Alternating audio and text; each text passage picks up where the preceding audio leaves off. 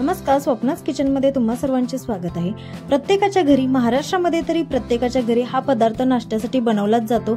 इतका टेस्टी बनतो म्हणजे मॅगी नूडल्स खाण्यापेक्षा हा आपला महाराष्ट्राचा पारंपरिक पदार्थ कधीही खाल्ला तरी अतिशय उत्तमच आहे।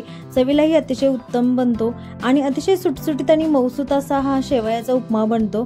त्याच्यासाठी आपण वेगळी पद्धत वापरणार आहे, म्हणजे जी मी रेग्युलर घरी बनवताना वापरते तीच रेसिपी मी तुमच्याबरोबर आज शेअर करत आहे। आता इथे व्हिडिओमध्ये तुम्ही पाहतच आहात, सुटसुटीत अशा शेवया बनून तयार झालेल्या आहेत आणि खातानाही अतिशय मऊसूत बनून तयार होतात। आणि याच्यामध्ये आपण जास्त काही मसाले वगैरे वापरलेले नाहीत किंवा भाज्याही वापरलेल्या नाहीत, गाजर वगैरे काही वापरत नाही। आपण अगदी साध्या सोप्या पद्धतीने इथं बनवणार आहे। त्याच्यासाठी मी इथं आता कढई गरम करून घेतलेली आहे। त्याच्यामध्ये अशा पद्धतीने मी 2 वाटी शेवया अशा थोड्याशा बारीक चुरून घेतलेल्या आहेत। त्या आपल्याला पहिल्यांदा तेलामध्ये भाजून घ्यायच्या। शेवई तेलामध्ये भाजली की सुटसुटीत होतात, चिकट होत नाही। त्याच्यासाठी पहिल्यांदा आपल्याला कढईमध्ये थोडंसं तेल टाकायचं, जास्तही तेल नाही वापरावं लागत। इथं शेवया थोडंसं लालसर होईपर्यंतच भाजून घ्यायचे आहेत। त्याच्यासाठी 1 ते 1.5 चमचा तेल वापरलं तरी चालते। त्याच्यावरती थोड्याशा लालसर रंग येईपर्यंत अशा परतून घ्यायच्या शेवया।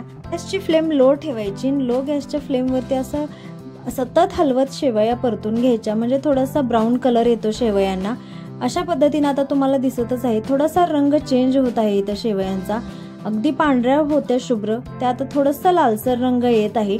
आता शेवया भाजून झाल्या, लालसर रंग आला की बाजूला काढून घ्यायचे। आता तुम्ही पाहिलंच आहे कढईला जरा सुद्धा तेल लागलेलं नाही, एवढ्याच तेलामध्ये आपल्याला शेवया भाजून घ्यायच्या। आता परत आपण इथं फोडणी बनवून घेणार।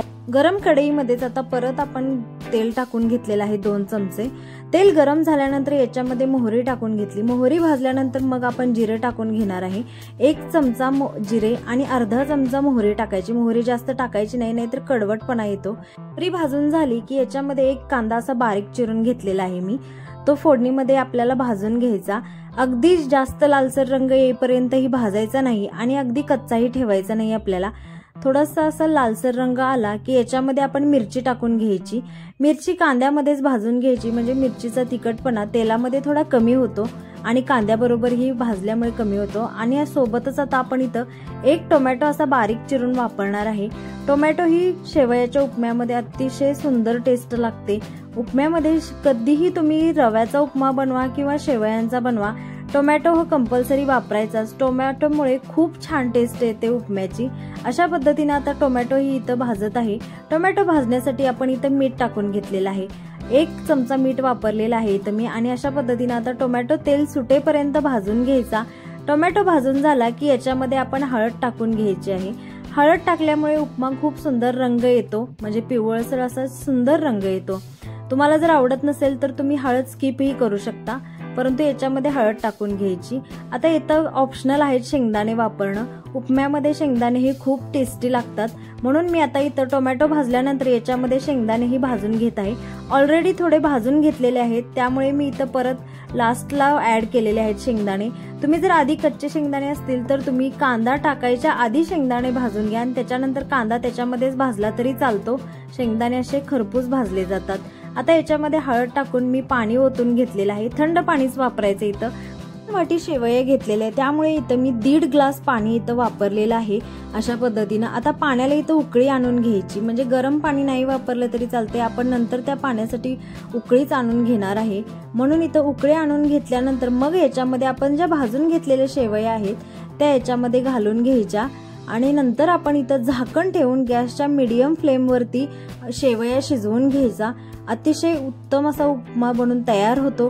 याच्यामध्ये जास्त काही आपल्याला मेहनत करायची गरज लागत नाही, टेस्टलाही अतिशय उत्तम लागतो चवीला। अशा पद्धतीने आता आपण इथं याच्यावरती झाकण ठेवून देणार आहे आणि मंद गॅसवरती आपल्याला अशा पद्धतीने उपमा शिजवून घ्यायचा आहे। आता तुम्ही पाहतच आहे अतिशय मस्त असा उपमा बनून तयार झालेला आहे।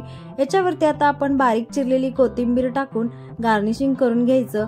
रेसिपी तुम्हाला आवडली असल्यास व्हिडिओला नक्की लाईक करा, शेअर करा आणि कमेंट करायलाही विसरू नका रेसिपी तुम्हाला कशी वाटली ते।